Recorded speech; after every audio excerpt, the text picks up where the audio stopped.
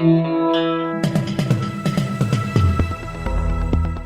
listening to Errol Parker and Clancy Overall, editors of the Batuta Advocate, on Desert Rock FM.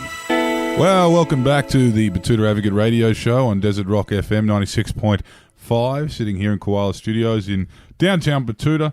And today we have a very generous guest. He's made his way all the way to Batuta from the southern Victorian... The cold country. The cold country. And he's actually quite accomplished. Of late, he's definitely been hitting his straps.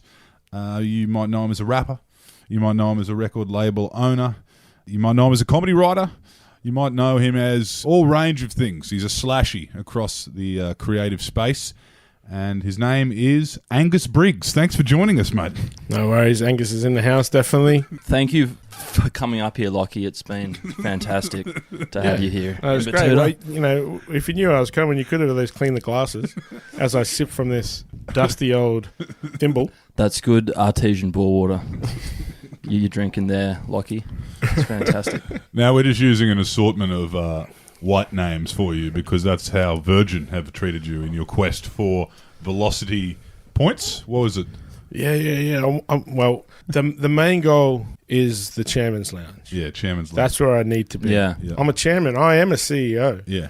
I've seen some other people in, the regular lounge that I'm like, geez, yeah, I shouldn't be here.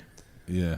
I'm at least a little bit better. So is there actually another, like a Chairman's Lounge? Because I've only ever heard whispers. Yeah. No. There's a secret lounge. Yeah. Right. And like we have this great online banter with Virgin Australia, and it's fantastic until I mention that special lounge. Yeah. And then it stops. And they got your name wrong. Yeah. Angus Briggs. I know. I just roll with it. I know that Qantas has a chairman's lounge that all the pollies get access to, all the big execs. I'm not sure that Virgin does. No, Virgin definitely does. Yeah, the entrance Who to would the be in Virgin there? one, I don't know, man. Like other CEOs, accomplished blokes. Yeah. I know a few of my mates have been in there, so that's how I know it exists. No girls. Actually, I think... No girls club. Yeah, it's a big doona covered over the front. You can't- Yeah. Girls keep out. Dylan Alcott has chairman status. Does he? Yeah. That motherfucker. That's what I've heard. Is that a pun? No. Okay. What up, Dill? Love you, dog. And thank you, Adam Briggs, for coming out here and joining us. Mate, what are you working on right now? New music. That's what I've got. This is part of a new album? Yeah. It's part of a new string of releases. Briggs for PM. Yeah. Part of my retirement plan. Yeah. Realised that there's a huge age disparity between white people and black people in this country. Yep. And if I'm to enjoy my twilight years, I've got to bow out now-ish. Yeah. Right. I've probably got 20 years left, maybe. Okay. So I'm just trying to enjoy those. Well, this is usually the time your kind of cookie-cutter politician would enter politics, would start making their dash for PM. So you're saying right now you're at where Malcolm Turnbull was 10 years ago? I'm at where Malcolm Turnbull was 10 months ago. Okay. Right on the home stretch. Yeah, I think you might have an opening too. I mean, you could have entered politics through Andrew Broadseat. He's up in I'm sorry if there's anyone from Mildura. Yeah. You could have taken Andrew Broadseat, who was the Nationals guy, who was he was like, I'm from the country, which means I can fly a plane, ride a horse, and fuck my woman. Yeah. That's what he said. Well, at least he got that in the right order. And he said that... I'm going to fly my woman. Fuck that horse. Poor old Mildura, also known as Broken Hills, Adelaide. Not too far from where you grew up, I guess. I mean, It's about 4 or 5 hours. 4 or 5. I mean, when you're out on a bush, drive. Yeah. But same. I've got cousins along that whole stretch. Yeah. From Shepparton to Swan Hill, Robinvale to Mildura. Now, Yorta man. Correct. Is that part of the world as well? Yeah, Shep Shepparton. as well? Yep. Around Shepparton, like to the border, across the Murray there. Yep. Around near Echuca, Yeah. Moama, which means place of the dead. Righto. Echuca. Moama. Yeah. I'm not sure what Echuca means. That might be someone's name. I'm not sure. Yeah. But Moama is place of the dead. Rightio. So, yeah, that's the little Do you tidbit know for why you. it's called that? That's just because that's where we put you. All right. Okay.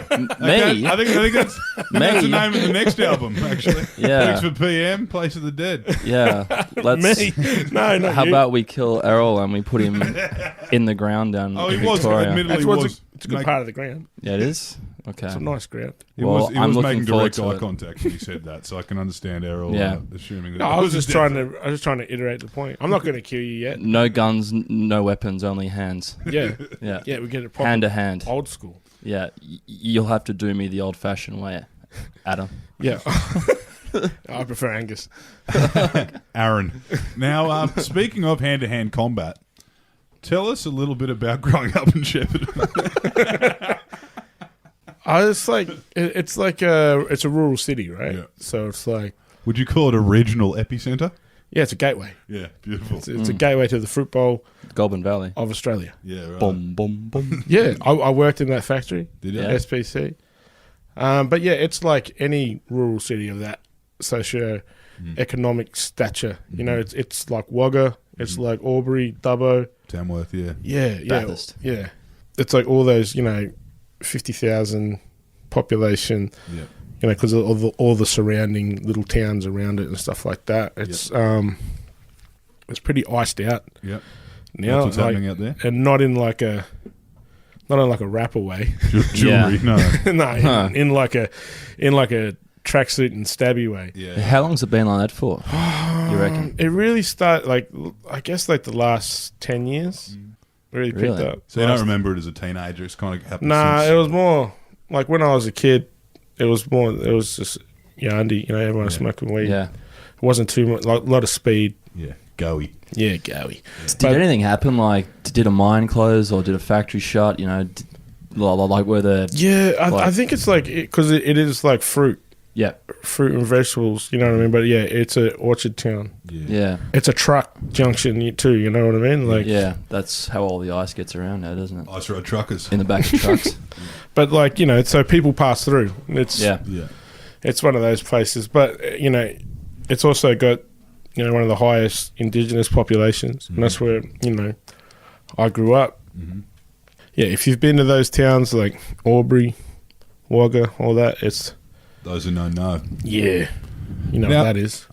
A lot of you kind of music has been based around Shep, which actually was, and we've written about this before. It's quite interesting to see someone who wrote an album dedicated to Shepparton win an urban album. Super urban, very urban. It's very urban what I did there. Rural urban, urban. Keith Urban. Yeah, it's very it's The Keith Urban country Award for urban. country music. yeah. No, it's I think that was just about creating my story, and like I'd never really seen I'd heard about Sydney, I'd heard about Melbourne, but I never really heard about where everyone grew up or lived. Brad Strutt was from Yarrawonga. Yeah. Where people roll up and say good on ya. I remember that line. That was some really gentle lyricism there. But you know what I mean. So there's these towns that where people lived, people grew up. Because if I moved to Melbourne and just rapped about Melbourne, I'm like 100 other MCs that all just want to rap about Melbourne. Yeah, You know what about I mean? Hursty. Yeah, the Hursty line. But I leave that to the dudes who did that. Yeah. You know what I mean? So my thing was embracing that kind of country attitude of, where I'm from. Yeah. Because it's that's what the South was about. Yeah. Yeah. Master P and Cash Nelly. Money. And Yeah. for real, Nelly. Yeah. All these dudes. Outcast. Yeah. Yeah. It was about Atlanta. It wasn't about LA, and it wasn't. And they were country too. They were yeah, country guys. they're country as fuck. You know what I mean? Scarface, 3-6 from Memphis. There was these other places that were super interesting to hear about, and they had their own, slang, and everything they did was their own thing. And that's what I wanted to bring with the Shep Life record was that kind of energy of all right, I'm gonna rap about where I'm from, and people responded to it. All the imagery around that was from my hometown. Yep. like the Bad Apples clip was shot like 10 minutes out the road. You know, all my family was cast in it. Yep. That's who was in it. You know what I mean? Those kids are all... Yeah, that's all my nephews. Yeah, right. Okay. No, the localism is something that hip-hop, urban music has that other music doesn't have. Unless, of course, you're talking like some old Johnny Cash stuff where he's singing about, you know, some town he's lived in. That is actually something that appeals to a lot of people right around the world. I mean, you listen to UK stuff, they're rapping about whatever suburb they're living in London. The ends, yeah. And America's always done that quite well. Straight Outta Compton is a perfect example. Australia hadn't done much of that. No, unless it was really like the hilltops, where you know there's only so much that you can say about Adelaide until it keeps going around in circles. You know, isn't it? No, the city of light, you know? City of churches, fucking iced coffee. Fucking me. Pile of crumbles. Oh, what up, stuff? He'll be listening too, and he loves Adelaide. Yeah, they all do. They all still live there. No convicts here. Everyone, yeah, no, just good people. Yeah, not just good people. That's why we didn't have and jail. Bodies in barrels. Yeah, Snowtown rap, straight out of Snowtown. Now, I've got some lyrics here from Shep Life, the single from. What was it? You released this as the single for the album Shep Life? Yeah, this was like it might have been a third single, maybe. Yeah, I can't remember the release schedule on that one now. This is a particularly good little parcel of lyricism by Adam Briggs, stage name Briggs. Only harnessed your life when you're down at the trots. Even the Matchbox cars are sitting on blocks. Woke up in the morning, all your shit got pawned. No toys in the house, they're all on the lawn. Even Jehovah's Witness are going to court, and Mormons, they won't even knock on the door. That's what it's like in Shep? Yeah. Yeah. There was another line there that I like, that you could only hose half your lawn because of all the little kids smoking billies. Yeah. That's true, man. I remember my nan got a hose, and man, that was like comically short. It was comically disappearing in 2-inch increments. Just comically short, man. There you go. 20 feet hose minus 16 bongs means you can only water about half of your lawn. Yeah. Do you think that was that shot you somewhere in the scene? This particular that record album? did, yeah. That record. Yeah, that album, that was a real momentum thing. Like, I was real disillusioned with rap music in Australia around then, because I was like, what's the point? You know what I mean? So, you know, my last album came out, and like I was in this weird place, this limbo, you know what I mean, where when you see someone from the band, you're like working their job. Yeah. You know what I mean? It's like that. There's this weird limbo of like where video store. Yeah, for real, where you're not really making it, but you're still known, and it's real frustrating. Yeah. It's like everyone thinks you're popping off because you got like a CD in a store, but you're not making ends meet. So that was me after the Blacklist. Yeah. And then like around Shep Life, you know, I was real sick of like the racism, not from other rappers, but from punters. Yeah. You know, everyone like, oh, you're like the white Biggie. Yeah. I mean, I'm not white. That the Australian hip hop fan, actually prior to, you know, probably around the time you were releasing this music, was a very unique breed, wasn't it? It was. It really switched, man. Like from when I discovered Australian hip hop, like in the early, like late 90s, early 2000s, like it was still pretty diverse. Yeah. You know, there was like 1200 Techniques and other crews, you know what I mean? Howie. Yeah, for real. How, you know, there was like dudes like Reason who always rapped about, you know, indigenous stuff as well. So there was like this conscious, like smart kind of dialogue happening. And then like the mid 2000s, it just went to shit. Yeah. Like it was just like, what the fuck happened here? Yeah. Like who stopped checking these kids? Like there was this rhetoric of like, nah, we're like Aussie hip hop, we don't like that American shit, which was like just this veiled, I like white rap, I don't like black stuff. Yeah. Like that's what it read to me. Yeah, we don't like American shit. That Yank shit. Yeah. It's like, why? Well, there's nothing we can identify with. It's like, oh man, I'm not trying to identify with this. You know what I mean? And but everyone who was making it, from the Hoods to, Lyrical Commission, they all grew up on the Juice Crew. From Queens and Brooklyn. You know what I mean? Like, they all grew up. So, they were clued in. They knew what was going on, what this was. Like we all knew that, we all were very aware that this was a black, or, whatever, Latino art form. Yeah. But it had taken this, like the punter had taken its own view on it, where it was like this super white thing. Yeah. Well, just like in the 60s and 70s when most of America thought rock and roll music was created by Elvis Presley. Yeah. Well, it was like, and then there was that. Chuck Berry dog. Yeah, I know. But then there was like, all that Eminem, because he was massive too. And then suddenly he was the greatest rapper of all time. And like, arguably, he is. Yeah. He's not bad. like the stadium say he's all right. You know what I mean?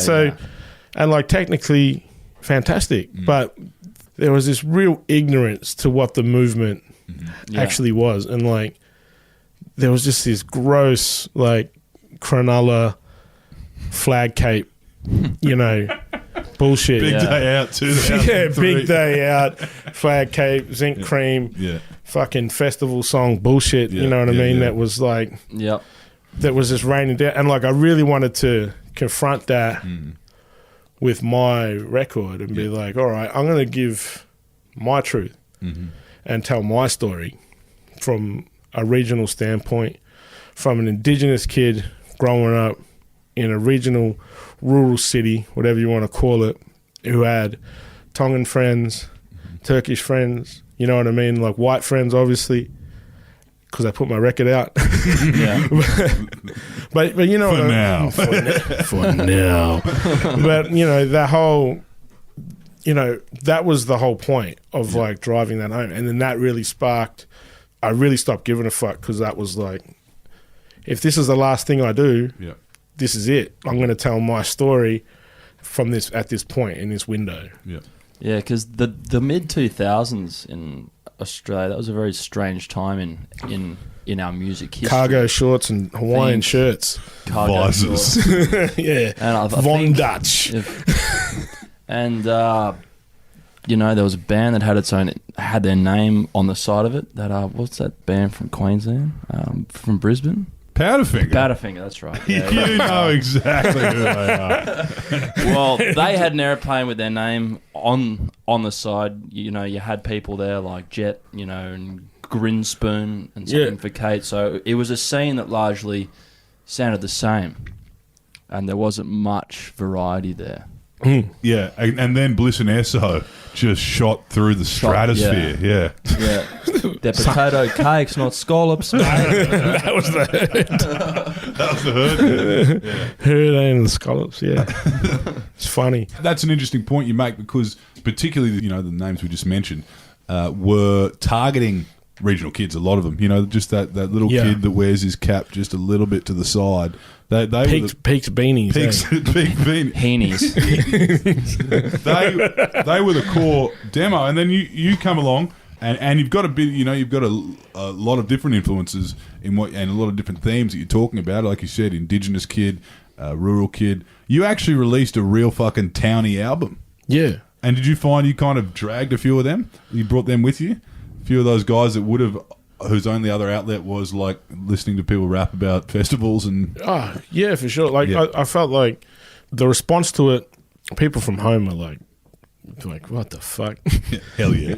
You know what I mean? Like, some people were like, ugh. Like, some of the town councillors were like, this isn't my town. It's like, shut up, man. Like, but like, we had like some horrendous racism, you know what I mean? So like, I had to report on that. I had to reflect on that. Where my old man's footy club is, the Rumballara Football Club, someone had put up a street sign that said Coon Drive. Like, and this is like 2000s. Yeah. Like, and Your young adulthood, yeah. yeah, That this was is like peak Howard. yeah, for real. In Yeah. peak Howard, the football club joined the division, even though none of the divisions wanted an all-Indigenous football club. Yeah, right. And one of the clubs within the division were affectionately known as the Niggers. Like a non-Indigenous Yeah, football team was Yeah. called that. yeah, the All Blacks. They were the Niggers. Jesus Christ. So, you know, you can edit this out if it's too much. But they had, like, we'd be standing on the field as kids and the supporters on the sideline, you know, come on, the Niggers! It's like, What? No, who are they going for? They cheer my dad on? Yeah, is that for us?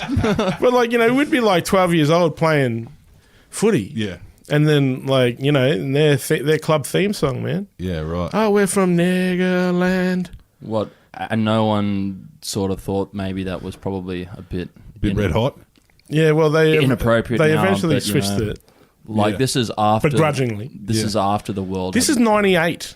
Jeez. yeah. This is 1998. I would have been 12. Yeah, Something like that. Well, I think the world changed a lot for the good.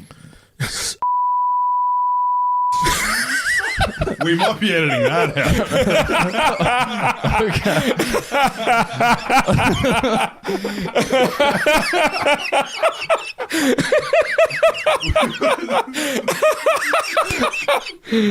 Oh, whoa, yeah. As we said, Or Obama we got could elected. just have, or we could just have like one long beep Yeah, one long bit. and keep that just between us. Yeah, well, I guess that's it. People will ask us for years what the hell Errol just said. But yeah, like that just gives you a glimpse. Like that kind of like that's one story. Yeah. That's one aspect of the town, of the area I grew up. Yeah. So Which is interesting because and we hear this a lot from Murray's, Coorys. They find Victoria is a different kind of racism as well. Because particularly up north, there's not as many people around, so Yeah. you can't really afford to Yeah. just be so blatantly, discriminatory to your neighbour. Do you find that down south, or I find the racism up north is more interpersonal. yeah, I don't feel it's like I definitely like, not to say that it's not as harmful or anything like that, but it definitely feels a little bit more off the cuff. yeah, Whereas from home, and like especially in a place when I go to Western Australia, it feels like it's educated. Yeah, Like yeah. it feels ingrained, and this is fact. and it's not a gaff. Yeah. No, this isn't off the cuff racism. Yeah. This is the fact of life, Yeah. and because that's the way it's been presented. It was especially in the West, it being the last colonized and the quickest colonized. You know what I mean? There's a definite difference, but yeah, around the southeast, obviously there's a lot of farming and whatnot, and the biggest threat to farming is Indigenous ownership Yeah, of land. So there is a systematic kind of racism that is a lesser than, you know what I mean, and to abolish us to have sheep. yeah. For sure. And also you feel it. You can just feel it when you see it in the news. I remember what year was it? 2014, 2015, watching that Adam Goods thing play out. Up north, people couldn't figure out what the fuck was going on, and particularly rugby league fans. Like, you're going to tell me there's a whole stadium booing an Aboriginal player? Like, how much time do you spend booing people? It's like, imagine... We've only got 80 minutes. Yeah. They've only got 80 minutes, and most of the players are Aboriginal anyway, so you leave the stadium with a hoarse voice. I think that could be part of it. Yeah. Is the difference between NRL and AFL. I'm a big fan of both Yeah. codes. I guess like the NRL having such a massive Indigenous presence and also Islander presence. Yeah. You know what I mean? It's a bit different, and the whole. I think the Southeast is really arrogant. Yeah. They think that they've cured racism or something like that. That oh no, we have NAIDOC Week, and we have our acknowledgement to country. Didn't you see that acknowledgement of country in my email header? yeah. That's one thing that really fucking grinds my gears about Melbourne. Is that This they was- fucking harp on about being like, the best place in the country where, a lot of the issues in this country would be solved if Melbourne snapped off and just sunk into the bike. Just start again. I love Melbourne. He spent a lot of time living there. I spent a lot of time hanging out in Melbourne. I'm not sold on Melbourne at all. I think it's overrated. Did you do an acknowledgement of country for Batuta? On our live show? Yeah. Yeah, we did. We brought the special envoy out for that. Uncle Tony. Uncle Tony came out for that one with the beads Uncle on. Tony Abbott, yeah. Yeah. He came out. Uncle T. Yeah. It was interesting going down to Melbourne to do our show down there because we noticed the crowd was a bit more guarded than they were elsewhere around the country. And I think that's because they're very conscious of not offending anyone until they are offending people. I guess it is. I think as well as like Melbourne's very spoiled. Yeah. It's a very arts, theatre kind of city too. So they kind of give the performers the attitude of like, we see 10 of you a week. Like, you know what I mean? Like, you're not special. You better be great because this is Melbourne. Yeah, I guess that you know what I mean? Like, If you can make it in Melbourne, you can make it anywhere. If you make it in Melbourne, you can definitely make it in Adelaide, maybe. But Melbourne has always had a standoffish. Yeah. Like even as a hometown for me, like in the sense of performing a capital. Yeah. It's always nearly the hardest work. Yeah, for sure. Because they are always standing back with their arms crossed. Yeah. Ready to What's he got? What's he got? go home and What's blog he got? about you. Exactly. Now, tell us a little bit about the NRL. Where you grew up. You were kind of close enough to the rugby league kind of heartland, I guess. Wagga's not far away, and that's where it kind of begins. Yeah, Albury. Because like I'd go visit my cousins in Albury, and I'd be like, "What the fuck are those posts? They're missing the point post, Dad. They've just got these two and the bit in the middle." Yeah. NRL, like my old man was just pretty big on sports, and so like enjoying sports was just how we went. Like I started out as a massive Canberra Raiders because they were the closest city. Oh, and you also had Laurie Daly. Oh yeah, big look, and but I remember when I was a kid, a family friend, Justin, he took us all on a trip. With my old man, like the bus load of us went down to the first ever State of Origin in Melbourne at the MCG, and that blew my mind. Yeah. And ever since then, I was like, I can mess with this. And Storm now. Yeah, just because go Storm, that's why. Yeah. Foundation member. Yeah, I love Storm. Storm, they look after me real well. Ticket magnet over here. Yeah, I'm about it. Have you ever been over to Molly's house? No, because I've heard that all the Storm boys get to go over there every now and then. Well, he hosts Mad Monday when they win stolen He premierships. fucking would, wouldn't he? Stolen. Mate, I reckon he would know how to party too, Molly. 100%. He would know what to fucking He do. knows where a party is at. Yeah. But how do you all these like stolen premierships, and like stuff like how do you you can't give them back. They're won. It's like they had the moment. The fireworks went off. Well, you can't collect the fireworks. Well, they've given up on trying to take it off Cronulla. They're just like, you guys have never won one. You've had enough. We gave you one. We're going to just pretend you didn't spend 2 years cheating the salary cap and taking steroids. Pretend. I reckon they should actually get everyone back in. Make them go again. Yeah. Just refield the exact same teams. Yeah. And see what happens. Yeah, Glenn Lazarus has to play again. Yeah. Marcus By. But like that's the whole. Like I've always like I remember when Joe Watson gave back his Brownlow, and then was it Mitchell or someone got his Brownlow in got given Job's Brownlow in like a lunchtime ceremony. It's like, what's like a luncheon? Yeah. Like, you got little shit sandwiches and you got giving the Brownlow. Like, I'd rather not win one, I reckon. Well, who was that Olympian, the lady, Marion Jones? Marion Jones. Yeah. Marion Jones. Imagine getting your gold medal moment 10 years later after you'd won silver. Yeah. And then the gold medal winner was found to be a drug cheat 10 years later, and they discreetly gave. It doesn't matter unless you're on the blocks and get the gold medal. But that's the whole thing, man. It's like that's what I mean. Like, what are you going to do? Like the premierships, the fireworks went off, the tickets went off. You know what I mean? Like, everyone already lifted up the trophy, and like, you can't. The moment has already been won. It's on people's skin forever with For tattoos. real. Yeah, for real. But like, it's such a bizarre thing to me. It's like, oh man, no, we're going to take him off you. It's like, oh, well, good luck. But you never hear about it in the AFL, do you? You know, all these teams having to give him back on, you know. Well, they don't have a just the salary cap. Brownlow. Yeah, just the Brownlow. And what was that on? Was that based on drugs? Yep. Yeah, right. Performance enhancing. Yeah. What would you take for performance enhancing AFL drugs? Fucking Ritalin? Cocaine. Yeah. I don't know. Like, Jumpy. Just before you go on. Some speed. Flubber. Maybe a couple of rums just to calm you down a bit. Just or warm you to up. fire you up a bit. Just to warm you up. Now, tell us, what's this next song, this song you're releasing on the 12th? What's that? It's This song it's called Life is Incredible. Yeah. I wrote it when I was in Los Angeles late last year. Mm-hmm.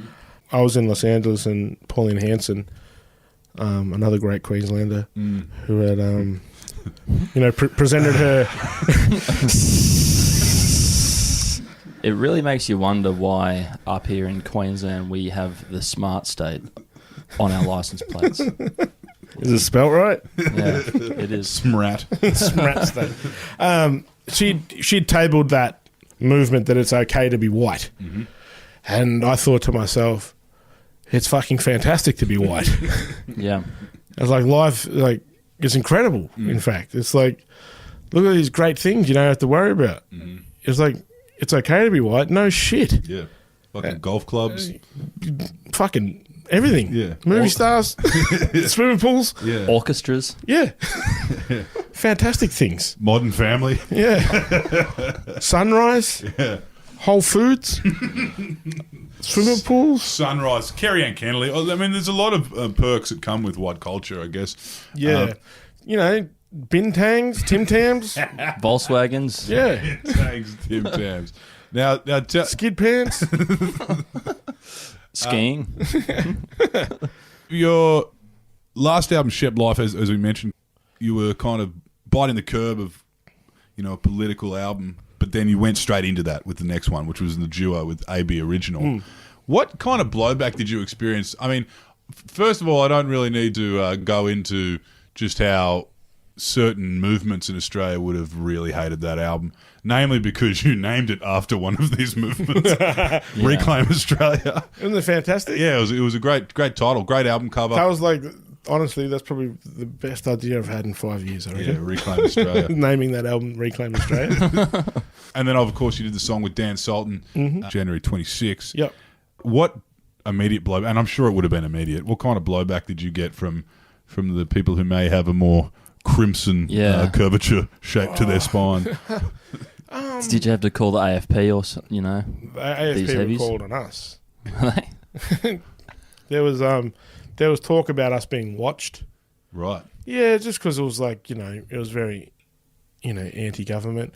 But I don't really like to think of the album as anti-government, or it's more pro-black. Yeah. It's a pro-Indigenous, pro-Koori, pro-Nanga, Murray. You know what I mean? That's what it was for me. Yeah. Because when we made the record, it was originally going to be an EP. And we showed our friends, showed the Hoods, Safa, and he was like, wow, you guys should do an album. Make an album of that. And I was like, yeah, all right, bet. The heart and soul of it was to make the album we wish we had when we were kids. Like the album that would have set us off on our journey way quicker. Yep. Because we didn't know that we could make rap music. We knew how guitars worked, and we knew that was allowed because Archie Roach played them, and Troy Casadale. And Kev. Yeah, and Kev, Carmody. You know what I mean? These guys played guitar, so we knew that was achievable for us. But like making rap music, that was an American thing. Yeah. Yeah. So it wasn't until later on we figured that out. But like we had to make this album for those kids that was like us. Like that was first foremost. Like whenever we were in the booth, that was the rule. So what would you want to hear when you were a kid? Like, you know, we'll listen to like Fuck the Police and Cop Killer and all these Ice-T joints and Ice Cube, you know, like really intense kind of stuff. And it's like, if we can't do that, what's the fucking point of doing anything? Yep. That's what the heart and soul of that record was. And then like, just by virtue, it was going to be political because we're black. Yep. You know what I mean? We're indigenous. So that's just what happens. How is it received in the communities? Like, Yeah, you know, the people that were always going to be angry were Yeah. angry. Yeah. And so it didn't matter, you know, what if I released an album that was all about how good it was to be white? No one would let me do it. It's like, why do you need an That's album called for Bliss that? and Esso. Yeah, they call that Day of the Dog.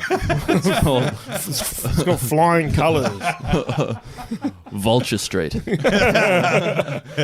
But like, you know, it was like this whole thing of like, oh, if I said that, I'd be racist. It's like, yep, that's how it works. Yeah. You know what I mean? But like, the people that were always going to be angry are just that. Yeah. Like they're always going to be pissed off. So you can't, and like that was the whole thing. It's like we don't make music for them. Yeah. You don't like it, fuck you. Did you get to gauge the reaction though of the kids that you were making it for? Yeah, because we've seen it on the Instagram. We've Yeah. seen it on Snapchat. You know, kids were banging it at parties and playing it in the car, and it was finally something from home that they could be proud about. And it was like, fuck, this sounds as sonically as good as the rap music that we come up with. Yep. Like it wasn't some.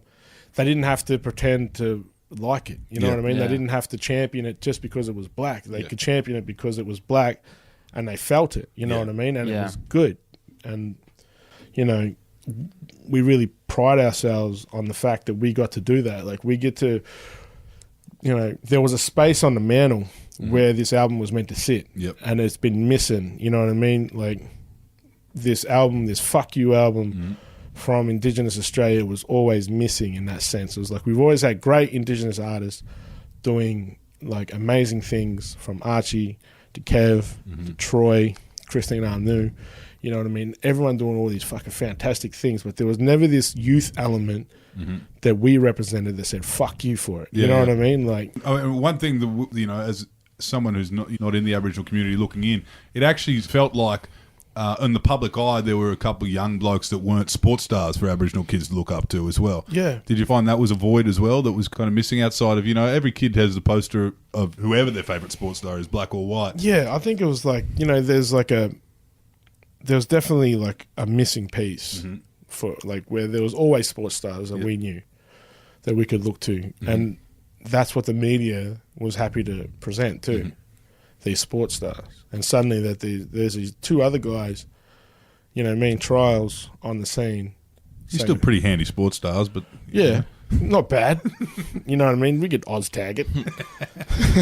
but you know what I mean? Like, you know, my whole thing was like, we're not there to take anyone's place. We're there to add to the story. So we're not there to like, hey, you can take your George Rose poster down now and put up the Briggs poster. They say, no, you can put up the Briggs poster and have a smaller poster of George. shout out to Walgett. Well, we've spoken at length about, you know, your influences from the American music. I'd like to know a little bit more about your other pursuits in life. I see you've got a Krusty the Clown tattoo on your arm. Correct. Tell us about how a little Indigenous kid from the middle of Victoria ended up working with Matt Groening, Well, creator of The Simpsons, if you're playing at home. yeah, I was never that little. And, you know, I guess like growing up in the 90s, The Simpsons was everything. Yeah. You know what I mean? It was hard to avoid, and it just hit me. Like And it cast a pretty wide net, The Simpsons, you know, for all, whether you're living in the city or you're living in a country town, you know, it felt like it was kind of, each show was about something else, you know, in your day-to-day. I think like in the sense of like just fandom. Yeah. The Simpsons was just, you couldn't ignore it. It Yeah. was too consistent. It was there all the time. Yeah. You know what I mean? It was on every night. It was more reliable than your footy coach. Yeah. You know? It was always going to be there. You know, so The Simpsons was just this thing that really struck me. And like, I was always into comedy. I always liked, as like a cliche Tinder profile, I just love to laugh. Yeah. But And walks. and nah, I'm not into walks. no, but yeah, there was this thing of like, it really hit me, and I've become obsessed with it. Like, you know, I had the Simpsons tape. Everyone had a Simpsons tape to watch and rewatch and whatever. And then like, you have the DVDs come out, you know, much later on, and I watched every season that I had up to maybe 12 or whatever with the director's commentary on. Jesus. And so I knew. That's a fan. Yeah. So I knew who wrote what and who did what. Okay. So you knew Conan O'Brien did this and Yeah. Hank Azaria did this. Yeah. And Josh Weinstein and Bill Oakley, who ran Hartman. Yeah. Yeah, Phil Hartman. Al Jean. Yeah. Al Brooks, another genius, you know, but Phil was something special, man. And it's just wild. Like, you go from that to Twitter 20 years later, and then I'm talking to Josh Weinstein, who wrote some of my favorite jokes. Yeah. So how did that happen? How did you get? He followed me on Twitter, Yeah. and I can't remember how it went. Like, I don't know if I probably followed him because I was a Simpsons nerd. He followed me back, and he checked my music out, and he liked the song Shep Life. Yeah, he thought that was funny. Little Springfield in Central Victoria. Yeah. And it went from there, and he started like you know, talking to me about it, and like we're going back and forth about comedy. I was asking him all my nerd questions. Who the hardest character to write for was. What do you reckon? Yeah. Groundskeeper Willie. Right. Really? Yeah. Trying to maintain an offensive stereotype about Scottish people for 11 seasons. Well, everyone's an offensive stereotype in Oh, big Springfield. time. Yeah, it's great. Yeah. Luigi. You know what I mean? Luigi. Yeah. And, of course, that other character, which we won't mention. But Oh, man. Bro, after that shit happened, like everyone asked me, man, every time, man, they're like, oh, so what do you think about Apu? I was like, I don't think about Apu. Adam, how would you feel about coming on Hack this afternoon? Oh, God. But like, we really want to talk to you. We really want to stitch you up about and try to fuck up your opportunity with Matt Groening by talking to you about Apu and using some horrendous headline to put you on blast. Yeah. Don't worry, Adam. Everything you say here will be taken out of context. But Scene. Finn. But like someone asked me the other day, and I was like, oh man, like I don't know, dude. Like everyone's a stereotype on the show.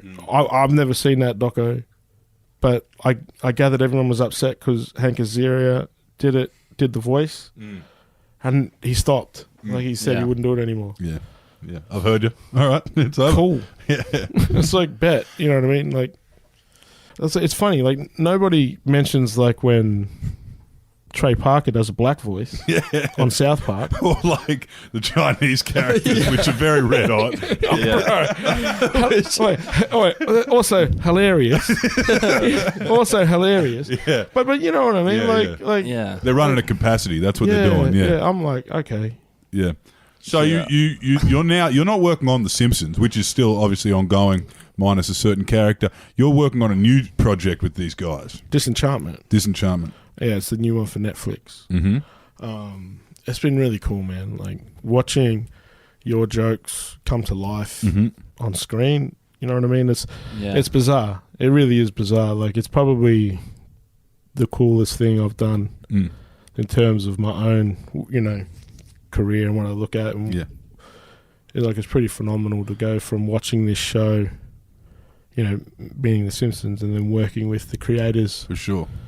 It's pretty spectacular for me because like I'm such a nerd. So I do feel super fortunate that like if this is the only one, the episode I wrote, if it's the only one I ever do, You know what I mean? Even though they did invite me back. Yeah. But if it turns out that this is the only one I ever do, like, Yeah. swish. I'm good. Like, I'm happy. You would have been happy with a follow back anyway on Twitter.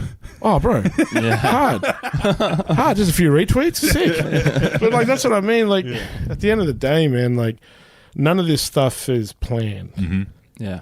You know, like, I never set out to be, you know, I'm going to be the writer on The Simpsons or anything like that. I'm going to be a writer on this kind of show. Mm-hmm. It happens, man. You know what I mean? Like, this was never part of my plan. But I just work with the opportunities that come my way, and I just go super hard for it. Because, like, that's not an Atsia position Yeah. on Disenchantment, you know, Aboriginal Torres Strait Islander position. Like, that's like, I'm there because I'm funny as fuck. Yeah, for sure. Yeah. Like, that's my... There was like incumbent. No, there was nothing there that said...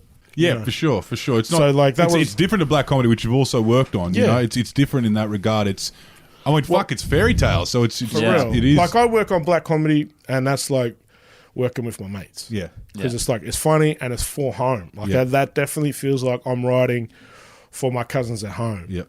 And it's a different kind of fulfillment you get writing for black comedy. Like, it's a different kind of fulfillment I get for doing the weekly with Charlie. Yeah. It's like it's a whole nother audience. That takes you straight into the Northcote living rooms, that Oh world. man, It does. straight to mums and nans. They love me. They see me in the street. And they say, "Oh, you're so clever." I'm like, yeah, Beryl, I am. Thanks, Johnny. Like, I love it, man. Like, because like I get to, you know, present different aspects of my personality. Like, if you only listen to my rap music, you might think I was just pissed off all the time. Yeah. You Yeah, know. for sure. Which is like, that's tiring. Mm-hmm. You know what I mean? Like, Yeah. these other places I get to relax and have some fun, you know, and like, it's another aspect. And like, yeah, you know, you look at something like Disenchantment, man, and working with like the NBA of comedy, you know what I mean, with David X. Cohen and, you know, Matt Groening and Josh and Bill and, you know, Rich Fuller and Rich Fulcher, I should say, and like all these fantastic writers, man, and talent, you know what I mean? Like John DiMaggio, you know what I mean? All these dudes were just crazy. Best of the best. Eric Andre. So what was the most important thing they taught you over there about comedy and having to be a writer and whatnot? The direction there is really brutal. It's you know what you learn there is to show up and do the job. Yeah. There's no fluffing around. Like, I've got marks on a script that says, make that funnier. That's great. Yeah. And it's like, all right, bet. You know what I mean? Like, there's no, oh, geez, if you could find the time to maybe just look over this again and maybe Yeah. approach it from a different way. Yeah, like, yeah. that'd be, like, there's no feelings there. It's like, no, make that funnier. Yeah. The best thing Josh Weinstein taught me was to never write down, write up, and people will meet you there. Yep. And if they don't, it's still funny. Yeah. For sure. One of the biggest moments was after I watched my animatic of my episode. The animatic is like the sketches and Yeah, stuff, yeah. and they run the voices over it. Yeah. And they showed me it. Me, Josh, Bill, David X. Cohen, Matt Groening. We're all sitting around this table, and we're watching it. They're all making notes, talking about it, and they look to me and they're like, "What do you think?" And I was like, click, click, click, click, click, click. Like, you know, like the 60-minute stopwatch just hit in my head. Yeah. And I was like, fuck, what do I think? Jesus Christ. You know, it was like in a monologue time, like Wonder Years. What did Adam? Yeah. They were finally asking me what I thought of my... Yeah, it's good, man. And then, like, you know, I told him, I was just like, this needs to, like, I think this needs to change. This could be quicker to make that funnier. Yeah. Rah, rah, rah. I don't like these characters doing this. You know what I mean? Like, and I Howard like, Hughes, you snapped into the blueprints, just almost up there with the screen in front of you, moving shit around. for real. Yeah. And they were like, oh, yep, okay, yeah, that's fair. And, like, guys like that, you know, they already know what's right and what's wrong with what's seen. So, like, at that point, you're just adding sure. to it. And so, like, yeah, that was probably one of the most pivotal moments for me, because it wasn't about, what they taught me. It was the fact that I was a peer at that point. You know what I mean? Yeah. That's when I was like, okay, this is the big leagues, and I've got to play. Yep. Well, you've been busy. Straight back from there, obviously, to work on, a range of TV shows, and of course your album, which is it's not an album; it's a release of singles. It's I don't know what it is yet. Like the nature of music now. Yeah. It could be an album. At some point, I'll jam them all on vinyl and sling that. Yeah. But I'm just trying to release music, man. Yeah. Like, the way that people consume music's changed a little bit. YouTube. Oh, bro. Everything. Yeah. Just everything. Yeah. Like, even Spotify has video now. Yeah. You know what I mean? And, like, so I'm just so hungry to put new tunes out that I'm just starting to sling them out. Okay, so this next wave of tracks will be going under the title of Briggs for PM. Yeah, it's a movement. It's a movement. It's not an album, it's a movement. A movement. And, of course, Life is Incredible, out now. And I've retired. You've retired officially? Yeah, I've retired. We'll get him into the upper house, and I've retired. I mean, it was my time to relax and put my feet up. As you'll see from my Instagram and stuff, I'm enjoying retirement, Luke Carroll's there. It's a blast. And you're also working on a Beats One radio show. Yeah, the New Australia playlist on Apple Music. So this is you playing the role, I guess, of curator of groaning. You're fostering new talent coming through. I'm trying to. Yep. Yeah, like there's so much cool stuff, man. Mm-hmm. It just sounds like Western Sydney. Hell yeah. There's so many Western Sydney kids on this playlist. It's bananas. I should just call it the Western Sydney playlist. The TNs. TN's everywhere, but yeah, that's on Apple Music, man. And it's so dope. Yep. And 30th of May will be Bad Apple's house party at the Opera House. Beautiful. That's my retirement party. Well, he's been busy, so take a load off. Thanks for joining us today, Adam Briggs. Thank you, gentlemen.